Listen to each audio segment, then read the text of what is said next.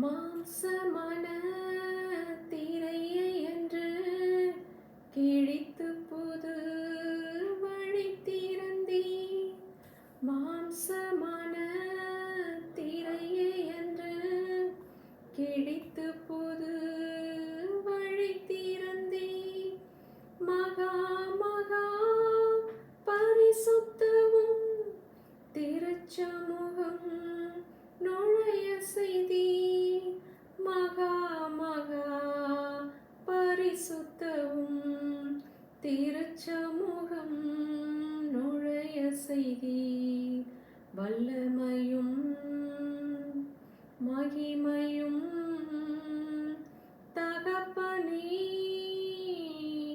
உமக்குத்தானே. என் மீது அன்பு கூர்ந்து பலியானி சிலுவையிலே எனக்காய் இரத்தம் சிந்தி கழுவினீர் குற்றம் நீங்க பிரித்தெடுத்தீர். பிறக்கும் முன்னால் உமக்கென்று வாழ்ந்திட பிரித்தெடுத்தீர்.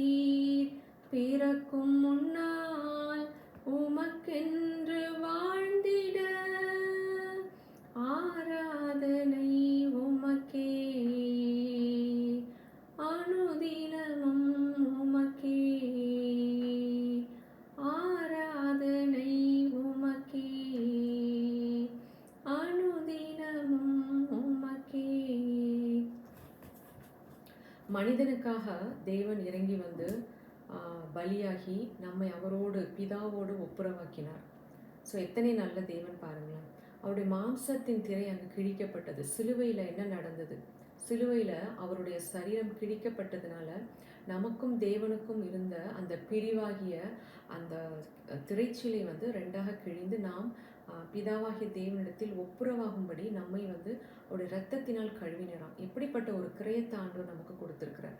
ஸோ யோவான் 1 ஒரு வசனம் சொல்லுது, அவர் வந்து அவருடைய பரிபூரணத்தினால் நாம் கிருபையின் மேல் கிருபை பெற்றோம் அப்படின்னு சொல்லப்பட்டிருக்கிறது. ஆண்டவராக இயேசு கிறிஸ்துவை பற்றி தான் இந்த இடத்துல சொல்லப்படுகிறது. அவருடைய பரிபூரணத்தினால் நாம் கிருபையின் மேல் கிருபை பெற்றோம். அவர் வந்து தெய்வத்துவத்தின் பரிபூரணம் எல்லாம் கிறிஸ்துவுக்குள் வாசமாக இருக்கிறது. அவர் தெய்வத்தோட எல்லா பரிபூரணமும் அவருக்குள்ள இருக்குது.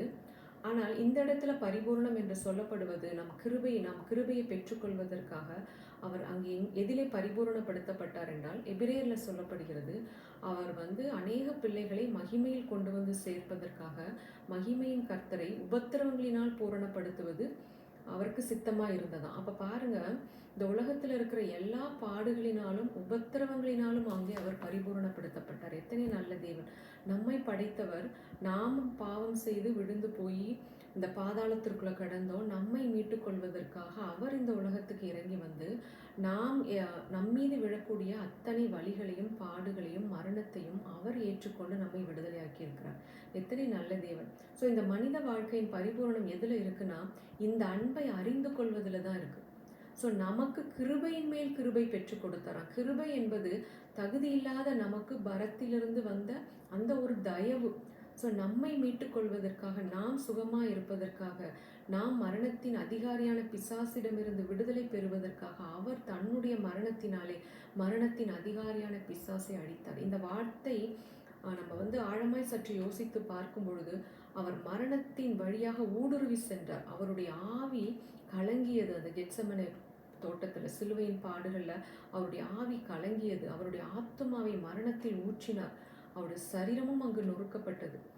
ஸோ இதையெல்லாம் நாம் யோசித்து பார்க்கும் பொழுது நிச்சயமாக இந்த வாழ்க்கை என்பது அவரை மகிமைப்படுத்த, அவர் நமக்கு கொடுத்த அந்த கிருபையை வாழ்க்கையில் அனுபவித்து அவரை மகிமைப்படுத்த, இந்த உலகத்துல நம் பரலோகத்தின் ராஜ்யத்திற்குரிய வாழ்க்கை வாழும்படியாக அத்தனையும் அங்கு செய்து முடிக்கப்பட்டிருக்கிறது. ஸோ அவருடைய அன்பை அறியாமல் இருக்கிறதுனால தான் இன்றைக்கு நாம் பல விதத்தில் பல பிரச்சனைகளையும் போராட்டங்களையும் சந்தித்து கொண்டிருக்கிறோம். ஆனால் இந்த அன்புள்ள தேவன் நமக்காக எப்படிப்பட்ட ஒரு விலைக்கிரயத்தை கொடுத்து நம்மை மீட்டிருக்கிறார் என்பதை நாம் அறிந்து கொள்ளும் பொழுது நிச்சயமாக நம்மளுடைய மனதும் அங்கு சுகமாகிறது, நம்மளுடைய சரீரமும் அங்கு சுகமாக்கப்படுகிறது.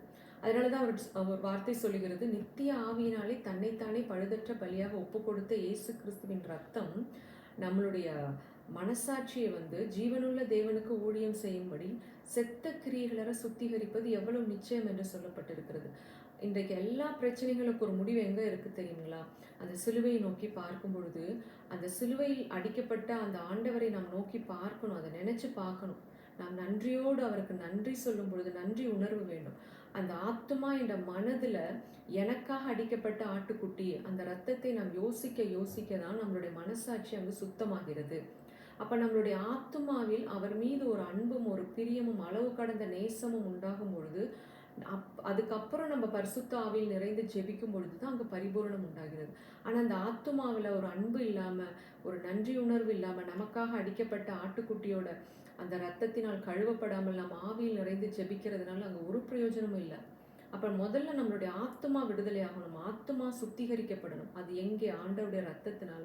இப்போ நமக்காக அடிக்கப்பட்ட ஆட்டுக்குட்டியின் ரத்தத்தினால் நாம் கழுவப்படும் பொழுது மாத்திரமே நம்மளுடைய மனசாட்சி சுத்தமாகிறது. நம்மளுடைய ஆத்துமாவில் அவருடைய அன்பும் அவருடைய அந்த இரத்தத்தின் வல்லமையினால் கிடைத்த அந்த கிருபையினாலும் நாம் நிரப்பப்படும் பொழுது அப்புறம் நம்ம பரிசுத்தாவில் நிறைந்து ஜெபிக்கும் பொழுது அந்த இடத்துல மிகப்பெரிய ஒரு மாற்றம், ஒரு டிரான்ஸ்ஃபர்மேஷன், ஒரு பரிபூரணம் உண்டாகிறது. எத்தனை நல்ல தேவன்! அவர் நமக்கு பாராட்டின இந்த அன்பை, இரக்கத்தை நித்தமும் நினைத்து பார்த்து நன்றி சொல்லும் பொழுது நிச்சயமாக இந்த வாழ்க்கை ஒரு மறுரூபத்திற்குள் கடந்து போகிறது.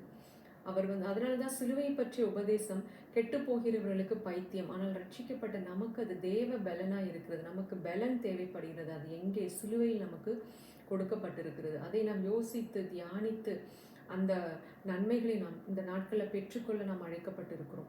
அதனால தான் அப்போஸ்தலனாகிய பவுல் சொல்றார், சிலுவையில் அறையப்பட்ட இயேசு கிறிஸ்துவை தவிர நீங்கள் வேறு ஒன்றையும் அறியாதிருக்க நான் தீர்மானித்தேன் அப்படின்னு சொல்றார்.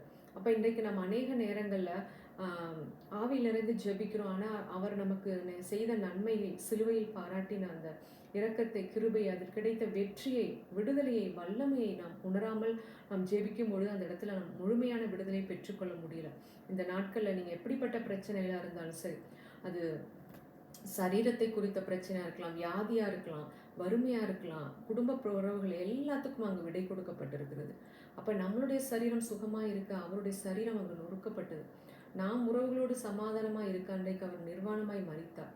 நாம் அனாதையை மரித்தார். நாம் ஐஸ்வர்யத்தை பெற்றுக்கொள்ளும்படி நம்மளுடைய தரித்திரத்தை ஏற்றுக்கொண்டு சரீரத்தில் ஆடை கூட இல்லாமல் நிர்வாணமாய் மரித்தார். ஸோ இதையெல்லாம் நினைச்சு பார்த்து இந்த அன்பினால் நிறைந்து அவருக்கு நம் ஆராதனை செலுத்தும் பொழுது நம்மளுடைய வாழ்க்கையில் இருக்கிற எல்லா குறைவுகளும் நீங்கி நிறைவாய் மாறும்.